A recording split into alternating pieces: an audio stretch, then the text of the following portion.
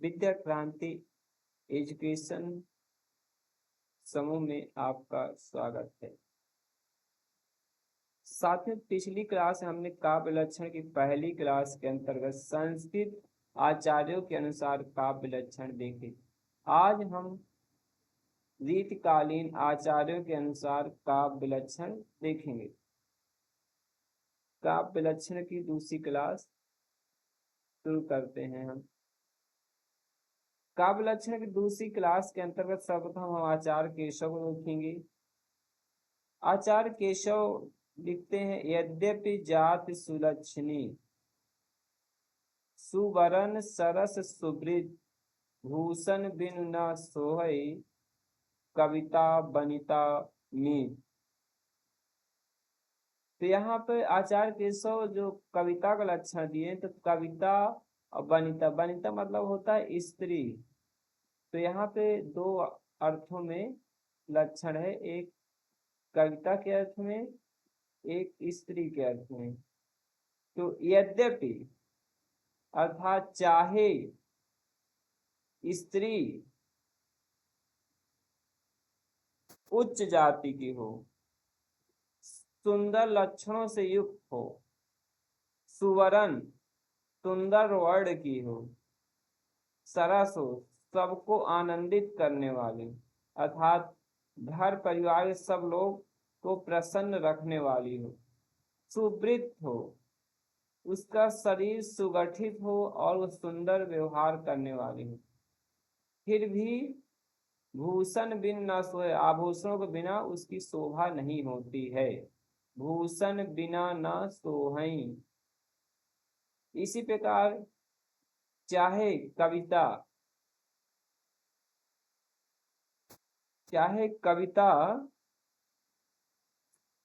उच्च कोटि की हो, गुणों से युक्त हो अर्थात सुंदर लक्षणों से युक्त हो, सुंदर लक्षणों से युक्त हो, सुंदर वर्णों वाली हो, सरस हो अर्थात रस युक्त हो और सुवृत हो, छंद शास्त्र के नियम, सुवृत वृत मतलब होता है छंद शास्त्र, तो छंद शास्त्र के नियम से युक्त हो, भूषण बिन न सोहै, भूषण के बिना उसकी शोभा नहीं होता। यहाँ पे भूषण का अर्थ क्या हो जाएगा? अलंकार। तो यहाँ पे भूषण का अर्थ अलंकार हो जाएगा। स्त्री के अर्थ में जब हम भूषण देखें तो यह भूषण हो जाएगा आभूषण, श्रृंगार। तो स्त्री के अर्थ में जब हम भूषण को देखें तो यह भूषण हो जाएगा श्रृंगार। तो इस प्रकार इसका अर्थ हुआ यद्यपि, यद्यपि जाति सुलक्षणी, चाहे स्त्री उच्च जाति की हो, सुंदर लक्षणों से युक्त हो, सुवर्ण हो अर्थात सुंदर वर्ण वाली हो, सरस हो, सरस का अर्थ होता है सबको आनंदित करने वाली हो, और सुवृत हो, सुंदर व्यवहार करने वाली हो, भूषण बिन न सोए, आभूषणों के बिना उसकी शोभा नहीं होती है। इसी प्रकार कविता, चाहे यद्यपि जात अर्थात चाहे कविता उच्च कोटि की हो, सुंदर लक्षणों से युक्त हो, सुवर्ण हो और सरस हो, रस युक्त हो, रस युक्त हो, भूषण बिन न शोभे, अलंकार के बिना उसकी शोभा नहीं होती है। तो यहाँ पे हम देखते हैं कि जो आचार्य केशव हैं वो कविता में कहीं ना कहीं अलंकार को ज्यादा महत्व दे रहे हैं।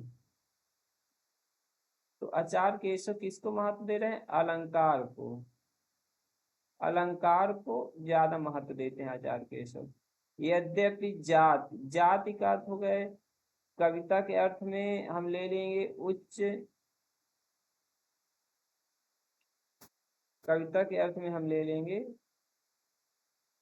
उच्च कोटि, उच्च कोटि की, ठीक। और सुलक्षण या सुंदर लक्षणों से युक्त, सुंदर लक्षण से युक्त। सुवृत्त मतलब होता है सुंदर व्यवहार करने वाली, व्यवहार। सुवृत्त मतलब सुंदर व्यवहार, या जिसका जो सुंदर व्यवहार करती हो, जो कुशल हो, व्यवहार कुशल हो। अर्थात चाहे स्त्री उच्च जाति की हो, सुंदर लक्षणों से युक्त हो, सुवर्ण हो, सुंदर वर्ण वाली हो। सुंदर वर्ण से यहाँ पे अर्थ है इसका रंग। सरस हो, रस, सरस, रस का अर्थ है आनंद देने वाली हो, अर्थात परिवार के कुल के जो सदस्य हैं उनको प्रसन्न रखने वाली। सुवृत्त हो, सुगठित शरीर हो और सुंदर व्यवहार वाली हो। फिर भी भूषण के बिना, आभूषण के बिना शोभायमान नहीं होती है। इसी प्रकार कविता भी चाहे उच्च कोटि की हो, सुंदर लक्षणों से युक्त हो, सुंदर वर्णों वाली हो। सुंदर वर्ण से यहाँ पे अक्षर है, अर्थ है, वर्ण का अर्थ हो जाएगा यहाँ पे सुंदर अक्षरों से युक्त हो।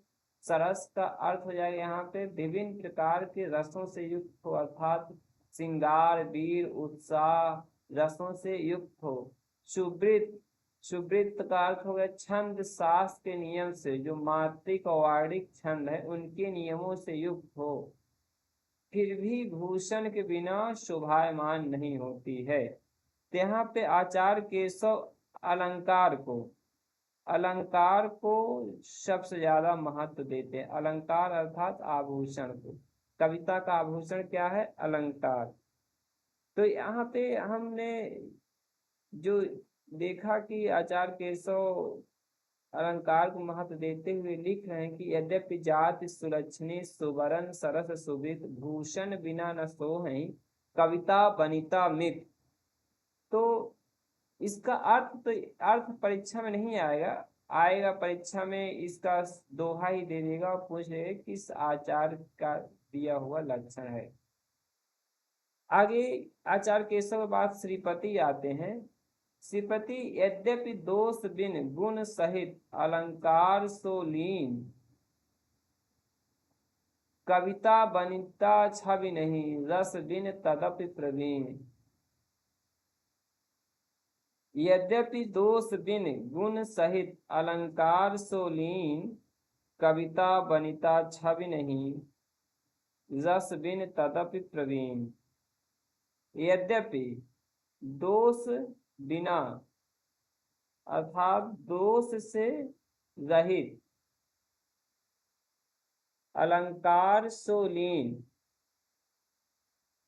और गुण से युक्त अलंकारों से युक्त कविता बनिता छवि नहीं। कविता रस के बिना, रस बिन यहाँ पे लिखा है रस बिन तदपि प्रवीण, रस के बिना शोभित नहीं होती है। कविता बनिता अर्थात ये जो श्रीपति हैं, कविता का अर्थ होगा काव्य और बनिता का अर्थ होगा स्त्री। तो ये कह रहे हैं कि यद्यपि दोष बिन गुण सहित अलंकार सुर अर्थात चाहे कविता दोष रहित हो, गुण से युक्त हो, अलंकारों से लीन हो।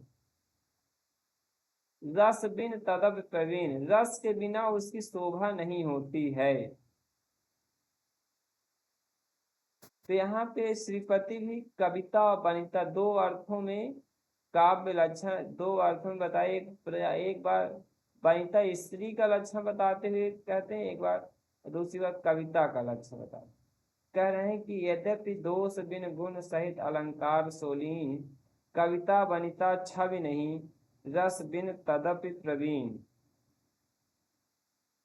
अर्थात जिस प्रकार सुंदर आभूषण से सुसज्जित निर्दोष और गुण भरपूर होने पर कोई स्त्री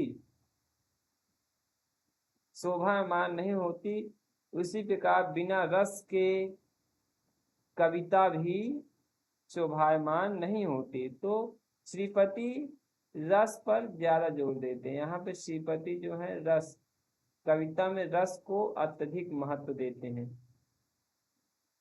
श्रीपति के बाद आचार्य चिंतामणि आ जाते हैं। चिंतामणि लिखते हैं सगुन अलंकारन सहित दोष रहित जो होई, शब्द अर्थ वारो कवित है, विबुध कहत सब कोई। सगुन, सगुन का अर्थ हो गया गुण सहित, गुण सहित।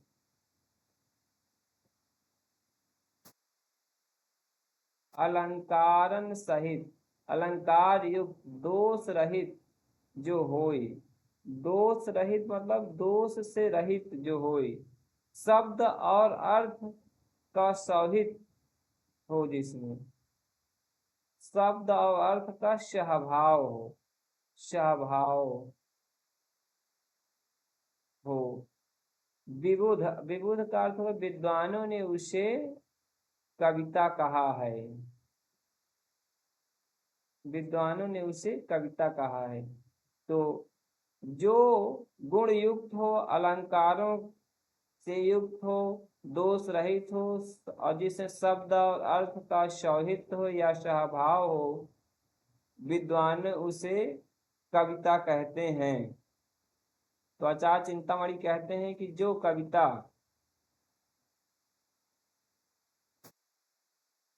जो पंक्ति काव्य गुण युक्त हो, अलंकार युक्त हो, दोष रहित हो, शब्द और अर्थ जिसमें सहभाव हो, उसे विद्वान कविता कहते हैं। बत कहाऊ रसमय जू है कवित कहावे सोई। अर्थात जो बतकाव रस युक्त होता, अर्थात जो बात रस युक्त होगी।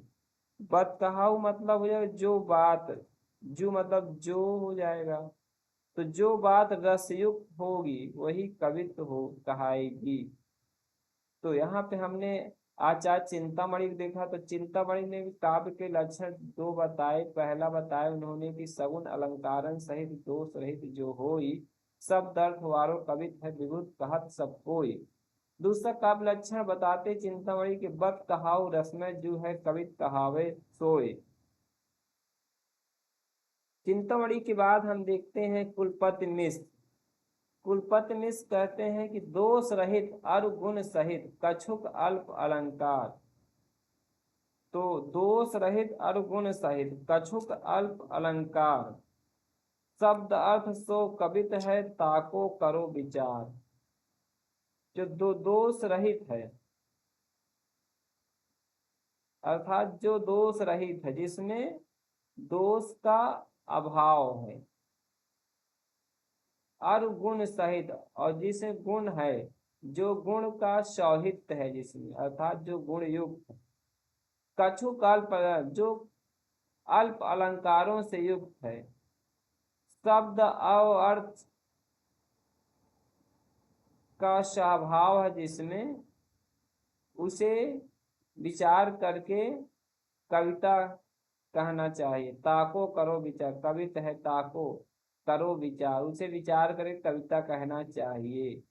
यह वह कविता है जो दोष रहित है, गुण सहित है, कछुक अल्प अलंकार, अल्प अलंकारों से युक्त है, शब्द और अर्थ का स्वभाव, वही कवित है या वही काव्य है।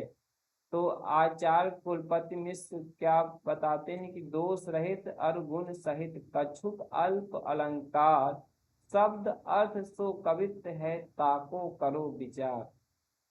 कुलपति मिश्र की दूसरा काव्य लक्षण, जगते अद्भुत सुख सदन, सब दरु अर्थ कवित्व।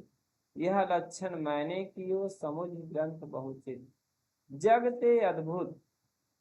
तो यहाँ पे हम देखें कि अद्भुत या वक्रोक्ति, यहाँ पे वक्रोक्ति चमत्कार वक्रोक्ति आ जा रहा है। तो वक्रोक्ति क्या है? कुंतक, आचार कुंतक वक्रोक्ति समय, यहाँ पे वक्रोक्ति का प्रभाव दिखता है।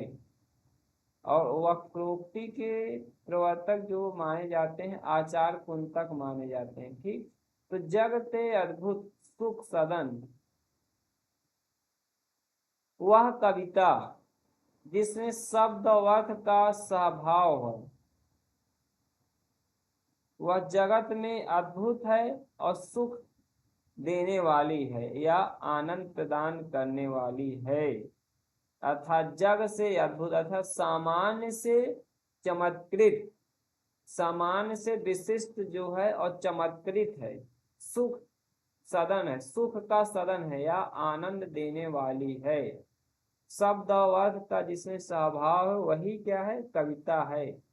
यह लक्षण मैंने किया, समुझ बहुत सारे ग्रंथ को अपने चित्त से समझकर यह लक्षण मैंने किया। आचार्य कुलपति कहते हैं कि बहुत सारे ग्रंथों को समझकर मैंने अपने चित्त से यह लक्षण किया कि जगते अद्भुत, जगत में जो अद्भुत है, जगत से जो अद्भुत है या सामान्य से जो विशिष्ट है या चमत्कृत या रख लें हम इसका सुख का सदन है अर्थात आनंद देना है। शब्द अर्थ कवित, शब्द और अर्थ का स्वभाव है जिसे वही कविता। यह लक्षण मैंने किया, समुझ ग्रंथ, यह लक्षण मैंने किया बहुत सारे ग्रंथों को समझने के बाद। तो यहाँ पे आचार्य कुलपति क्या यह काव्य लक्षण पूरा हुआ। आचार्य कुलपति के बाद आचार्य देव आते हैं। देव लिखते हैं शब्द जीव तिहि अरथ मन, रसमय सुजस शरीर, चलत वह जुग छंद गति, अलंकार गंभीर। तो देव यहाँ पे काव्य पुरुष की बात करते हैं। देव लिखते हैं शब्द जीव तिहि अरथ मन, रसमय सुजस शरीर, चलत वह जुग छंद गति, अलंकार गंभीर। तो यहाँ पे देव काव्य पुरुष की कल्पना करते हैं और कहते हैं शब्द जीव तिहि अरथ मन, अर्थात शब्द जीव है, अर्थ जो है उसका मन, रसमय सुजस शरीर, रस से युक्त, यशस्वी उसका, सुजस मतलब होता है यशस्वी, यशस्वी उसका शरीर है। तो यशस्वी, यश युक्त या यश युक्त उसका शरीर है। चलत वह जुग छंद गति, और वह चलती है दोनों प्रकार की छंदों की गति। दो प्रकार के छंद होते हैं, एक वार्णिक होते हैं या मात्रिक। मात्रिक और वार्णिक छंदों से युक्त जिसकी गति है। अलंकार उस गति की गंभीरता है, अलंकार उसकी गंभीरता है। तो आचार्य देव काव्य का लक्षण बताते हुए कह रहे हैं कि शब्द जीव है, अर्थ मन है, रस युक्त यशस्वी उसका शरीर है, और छंद शास्त्र के नियमों से युक्त है, उसकी गति है, अलंकार में उसकी गंभीरता है। यह काव्य लक्षण आचार्य देव ने दिया। आचार्य देव ने यहाँ पर काव्य पुरुष की रूप में काव्य लक्षण का स्पष्टीकरण दिया है। आचार्य देव का दूसरा काव्य लक्षण है काव्य सार शब्दार्थ है, रस ही काव्य सुसार। काव्य सार, तो यहाँ पे काव्य का सार क्या है? शब्द और अर्थ है। काव्य का सार क्या है? शब्द और रस ही। तो यहाँ पे अब रस ही, रस उसका सार है, काव्य का सार रस है और रस का सार क्या है? काव्य है। लक्षण बताए कि काव्य का सार शब्दार्थ है और रस उसका सार है। काव्य का सार रस का सार काव्य है। ठीक, तो काव्य सार शब्दार्थ रचते ही काव्य सुशात। इसके बाद आचार्य सुरति मिश्र आते। सुरति मिश्र ने लिखा वर्णन मनोरंजन जहाँ रीति अलौकिक होई, निपुण कर कवि कर्म को, निपुण कर्म कवि को जीवते हूँ, काव्य कहत सब कोई। वर्णन मनोरंजन जहाँ, तो अलौकिक रीति से मनोरंजन कारी वर्णन रीति अलौकिक हुई, और जिसका प्रस्तुतिकरण अलौकिक हो, अर्थात जिसकी रीति अलौकिक हो, जिसका वर्णन मनोरंजनकारी हो। मनोरंजनकारी से अर्थ यहाँ पे जो हृदय को प्रसन्न करने वाला हो, आनंद देने वाला हो, और जिसकी रीति अलौकिक हो। निपुण कर्म, उस निपुण कर्म कवि को, उस कवि के निपुण कर्म को काव्य कहा जाता है, या निपुण कर्म कवि को जीवते हूँ, अर्थात कवि के निपुण कर्म को क्या कहते हैं, काव्य कहते हैं। वर्णन मनोरंजन जहाँ रीति अलौकिक होई, निपुण कर्म कवि को जीवते हूँ, काव्य कहत सब कोई। तो वर्णन कैसा होना चाहिए, मनोरंजनकारी होना चाहिए। रीति कैसी होनी चाहिए, अलौकिक, अर्थात रीति यहाँ पे रीति प्रस्तुतिकरण, अर्थात काव्य का प्रस्तुतिकरण अलौकिक होना चाहिए। निपुण कर्म, उस निपुण कर्म को, जो कवि का वह निपुण, उस निपुण कर्म कवि को, जो अपने कर्म में निपुण है कवि, काव्य कहते हैं। तो सुरति मिश्र के बाद हम आचार्य सोमनाथ को देखें। सोमनाथ देखते हैं, सगुन पदार्थ दोष बिन, पिंगल मत अविरुद्ध, भूषण जुत कवि कर्म जो, सो कवित्व कहीं बुद्ध। सगुन पदार्थ अर्थात गुण युक्त हो, गुण युक्त जिसके पद हो, जो गुण युक्त हो, जिसका पद अर्थ युक्त हो, दोष बिन, दोष के बिना अर्थात जो दोष रहित हो, पिंगल मत अविरुद्ध, अर्थात जो पिंगल मत के अविरुद्ध हो। कहने का तात्पर्य है कि जो पिंगल मत का विरोध न करता हो, जो छंद, पिंगल से आता है छंद सास, जो छंद सास का विरोध न करता। भूषण युक्त, जो आभूषणों, भूषण से यहाँ पे आश्रय अलंकार युक्त हो, अलंकार, भूषण युक्त कवि कर्म, सो जो, सो कवित कहीं बुद्ध, उसे कवित्व कहते हैं। उसे विद्यमान लोग क्या कहते हैं, कवित्व कहते हैं। कवित्व किसे कहते हैं, बुद्धिमान लोग। भूषण जुत कवि कर्म जो, शो कवित्व कहीं बुद्ध, अर्थात जो अलंकारों से युक्त कवि कर्म है, उसे बुद्धिमान लोग कवित्व कहते हैं।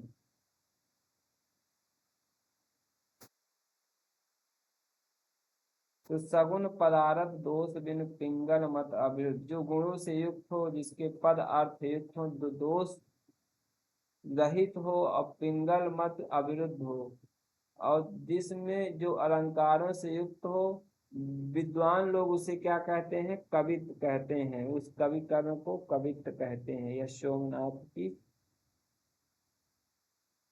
यह सोमनाथ का काव्य लक्षण देखा हमने। सोमनाथ के बाद ठाकुर आते हैं। ठाकुर लिखते, पंडित और प्रवीणन को जो चित्त हरे, सो कवित कहावे, अर्थात जो चित्त हरे, किसका चित्त हरे, पंडित और प्रवीणन को, अर्थात जो पंडित और प्रवीणों का चित्त हरे, वही कवित कहला सकता है। तो हमने यहाँ ठाकुर को देखा। ठाकुर के बाद भिखारी दास आते हैं। भिखारी लिखते हैं, रस कविता को अंग है, भूषण है भूषण सकल, गुण स्वरूप अरु रंग है, दूषण करे कुरूपता। रस क्या है? रस कविता का अंग है। रस कविता का अंग है, भूषण है। भूषण है। अलंकार क्या है? उसके आभूषण है। अलंकार उसके आभूषण है। गुण स्वरूप, गुण उसके स्वरूप है, रंग है। दूषण करे कूपता, और दूषण क्या है? करे कूपता अर्थात दूषण अर्थात दोष। दूषण का अर्थ यहाँ पे दोष। दोष क्या करता है? उसमें क्रूरता पैदा करता है। तो रस कविता को अंग है, दूषण है भूषण सकल, भूषण है भूषण सकल, गुण स्वरूप अनुरंग दूषण करे क्रूरता। तो रस क्या है? कविता का अंग है।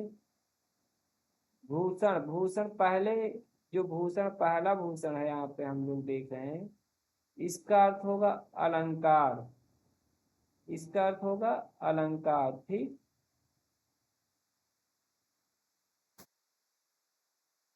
इसका अर्थ अलंकार होगा। ठीक। और इसका दूसरे भूषण का अर्थ होगा आभूषण। तो यहाँ पे अलंकार क्या है? कविता के आभूषण है। ठीक। गुण स्वरूप अरुरंग दूषण करे कुरूपता। गुण स्वरूप है उसके और रंग है। दूषण उसमें दोष क्या पैदा करता है? उसमें कुरूपता उत्पन्न करता है। तो यह आचार्य भिखारी दास की काव्य लक्षण हमने देखा। आचार्य भिखारी दास का एक और काव्य लक्षण है कि अधर मधुरता कठिनता कुछ तीक्ष्णता त्योर, रस कवित्व परिपक्वता जाने रसिक और। यहाँ कहते हैं कि नायिका के अधरों की मधुरता, पहला यहाँ पे नायिका का अर्थ है, दूसरा कविता का। तो नायिका के अधरों अर्थात ओठों की मधुरता, कुछ की कठिनता और त्योरियों की तीक्ष्णता को तो सब कोई जान सकता है, लेकिन रस कवित्व,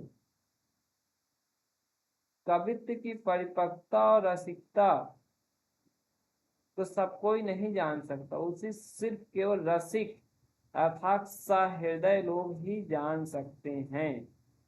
तो यहाँ पे अर्थ क्या है कि रस कवित्व परिपक्वता जाने रसिक न और। अधर, अधर का अर्थ होता है यहाँ ओठ।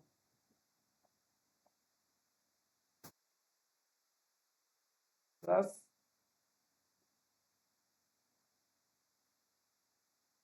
कठिनता, कठिनता कुछ कुछ की कठिनता और तीक्ष्णता त्योरियों की तो सब कोई जान सकता है, परंतु रस कवित्व की परिपक्वता मतलब कवित्व की परिपक्वता और रसकता, रस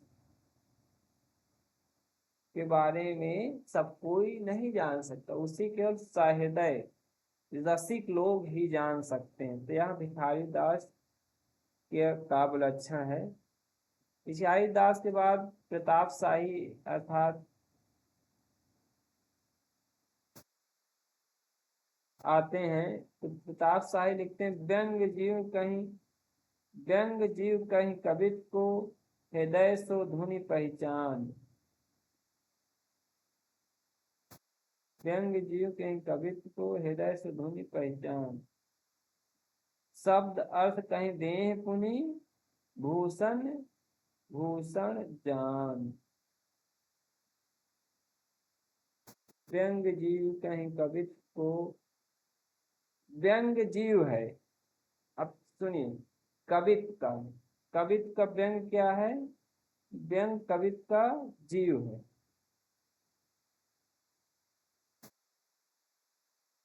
हृदय सो धुनि पहचान,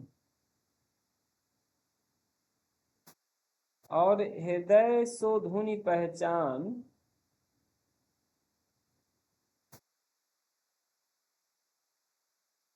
इसे हृदय, हृदय क्या है? हृदय से ही उसकी ध्वनि को पहचाना जा सकता है। तो हृदय सो धुनि पहचान, ध्वनि का अर्थ यहाँ पे ध्वनि से है। ठीक। तो व्यंग क्या है? कविता का जीव है। जो हृदय सो धुनि, हृदय की से ही उसकी ध्वनि को पहचाना जा सकता है। शब्द अर्थ कहीं देह भी, शब्द और अर्थ क्या है? उसके देह है, भूषण है, भूषण। और अलंकार क्या है? उसके भूषण है, आभूषण।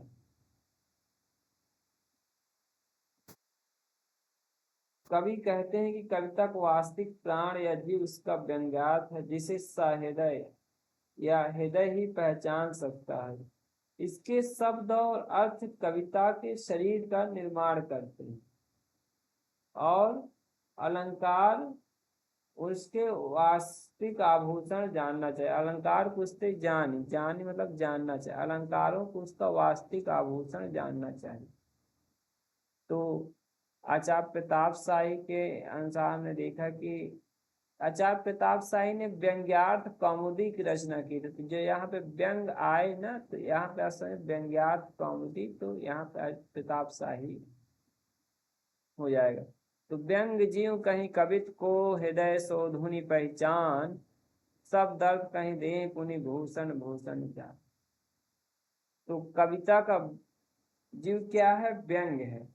और जिसे हृदय की ध्वनि से ही पहचाना जाए, जिसकी ध्वनि को हृदय से ही पहचाना जा सकता। शब्द और अर्थ उसके देह है, भूषण भूषण। अलंकार उसके आभूषण मानना चाहिए, अलंकार को उसके आभूषण मानना चाहिए। तो साथियों, इस प्रकार हमने काव्य लक्षण की दूसरी क्लास के अंतर्गत रीतकालीन आचार्यों के अनुसार काव्य के लक्षण देखे। अगली क्लास जो होगी उसमें हम आधुनिक कालीन हिंदी लेखकों और कवियों के अनुसार तथा पाश्चात्य कालीन विचारकों के अनुसार काव्य लक्षण देखेंगे। तब तक के लिए आप सभी का धन्यवाद।